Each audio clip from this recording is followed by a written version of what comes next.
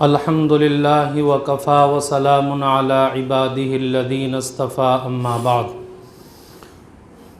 فقد قال رسول اللہ صلی اللہ علیہ وسلم ان لکل قوم عیدا وہذا عیدنا او کما قال علیہ الصلاة والسلام اللہم صلی علی سیدنا و مولانا محمد وعلى آل سیدنا و مولانا محمد وبارک وسلم۔ محترم بزرگوں اور دوستوں، عزیز ساتھیوں، آج عید الفطر کا دن ہے اور یہ ہم سب کے لیے بہت ہی زیادہ خوشی اور مسرت کا دن ہے۔ اس دن میں مسلمان کو چاہیے کہ وہ اپنے لباس سے، اپنی چال ڈھال سے، اپنی گفتگو سے بھی خوشی کا اظہار کرے، اور یہ تہوار کسی خاص علاقے یا خطے کے لوگوں کے لیے نہیں ہے، بلکہ جو بھی کلمہ لا الہ الا اللہ محمد الرسول اللہ کے جھنڈے تلے آ گیا، چاہے وہ کسی بھی قوم، کسی بھی رنگ و نسل سے تعلق رکھنے والا ہو، اسے یہ تہوار منانا چاہیے، اور اس کے لیے یہ لازم اور ضروری ہے کہ اس دن میں کھائے پیے اور خوشی منائے۔ اسی لیے اس دن کا روزہ رکھنا حرام قرار دیا گیا،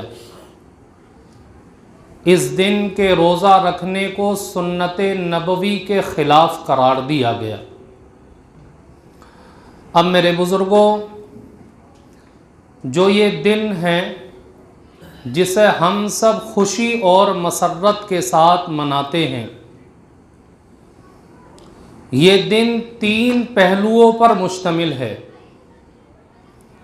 پہلا تو یہ کہ یہ دن ہمیں کیوں ملا اور کس طرح ملا۔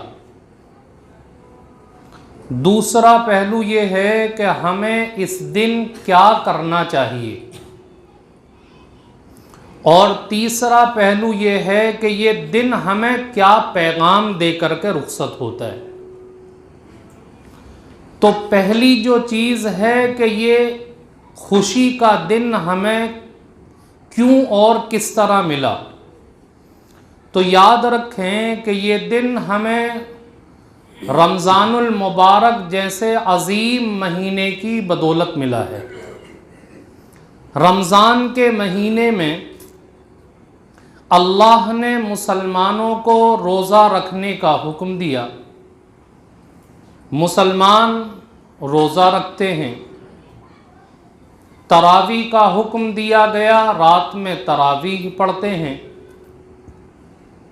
صبح میں سحری کرتے ہیں، شام میں افطار کرتے ہیں، قرآن کی تلاوت کرتے ہیں، ذکر و اذکار کرتے ہیں، کبھی اپنی جان کا صدقہ نکالتے ہیں، کبھی اپنے مال کا صدقہ نکالتے ہیں، کبھی اللہ نے جو مہینہ عطا کیا رمضان کا تو اپنے مقدر پر ناز کر کے خوش ہوتے ہیں کہ اللہ نے میری زندگی کے اندر یہ بابرکت مہینہ مجھے عطا کیا۔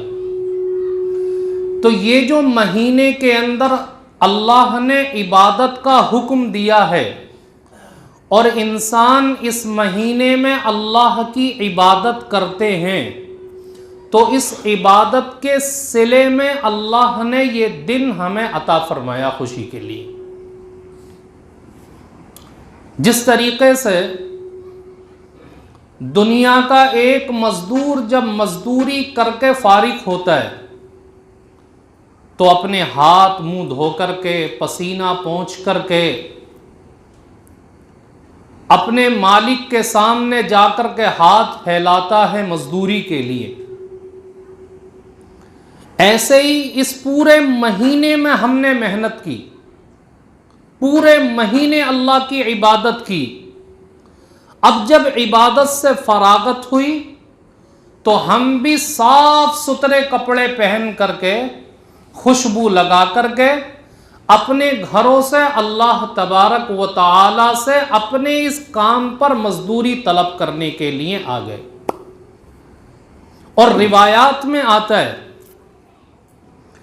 آقائے مدنی جناب محمد الرسول اللہ صلی اللہ علیہ وسلم ارشاد فرماتے ہیں کہ جب عید الفطر کا دن آتا ہے تو اللہ اپنے تمام فرشتوں سے مخاطب ہو کر کے معلوم کرتا ہے کہ میرے فرشتوں، یہ تو بتاؤ کہ اس شخص کی کیا مزدوری ہے جو اپنا کام مکمل کر لے۔ فرشتے کہتے ہیں کہ بار الہ، جب انسان اپنا کام مکمل کر لے تو اس کا بدلہ یہ ہے کہ اس کو پوری کی پوری مزدوری دے دی جائے۔ پھر اللہ تبارک و تعالی قسم کھا کر کے کہتا ہے کہ مجھے قسم ہے اپنے عزت و جلال کی، مجھے قسم ہے اپنے کرم کی کہ آج میں اپنے بندوں کو ایسا انعام دوں گا جو ان کی سوچ سے بھی زیادہ بڑا ہوگا۔ اور پھر اللہ تبارک و تعالی نماز عید پڑھنے والے مسلمانوں کی طرف متوجہ ہو کر کے فرماتا ہے کہ میرے بندو، تم نے کام مکمل کر لیا تو میں نے تمہیں مزدوری یہ دے دی کہ تمہارے تمام گناہوں کو بخش دیا، اب اپنے گھر کو عید کی نماز پڑھ کر کے بخشے بخشائے چلے جاؤ۔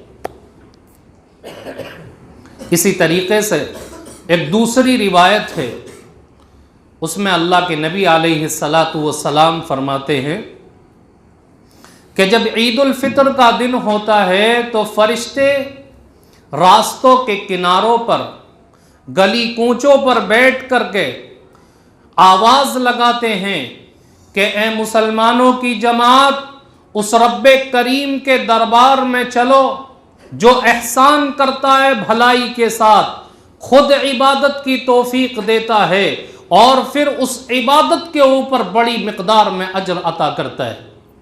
فرشتے کہتے ہیں کہ تمہیں روزہ رکھنے کا حکم دیا گیا، تم نے روزے رکھے، تمہیں تلاوت کا حکم دیا گیا، تم نے تلاوت کی، تمہیں قیام لیل کے لیے کہا گیا، تم نے قیام لیل کیا، آج اللہ تبارک و تعالی کی طرف سے انعام حاصل کر لو، اور انعام حاصل کرنے کے بعد اپنے انعام کو لے کر کے اپنے گھروں کی طرف روانہ ہو جاؤ۔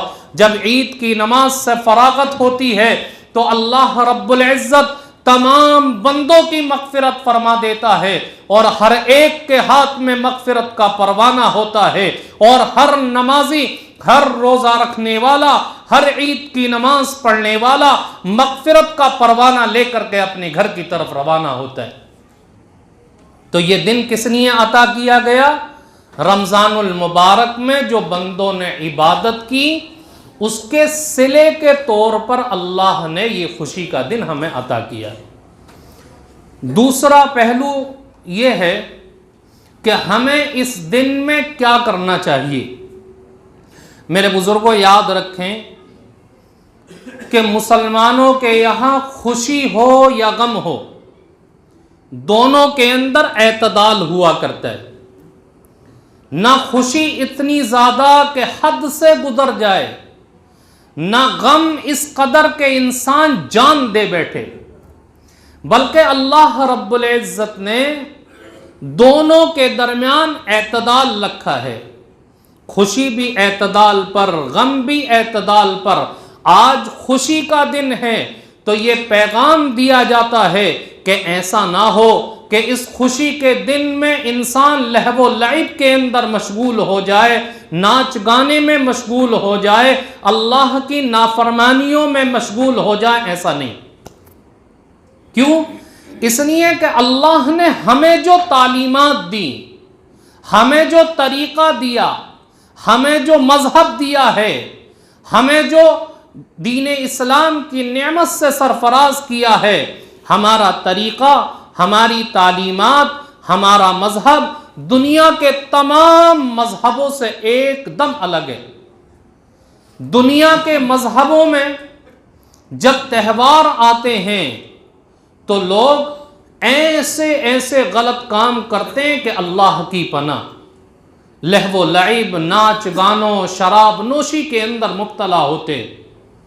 لیکن مذہب اسلام کے اندر یہ تاثر دیا جاتا ہے کہ خوشی کا دن ہے تو خوشی کے دن میں اللہ کا شکر ادا کیا جائے، اللہ کی عبادت کی جائے، انسان اپنے آپ کو نافرمانی میں مبتلا نہ کرے۔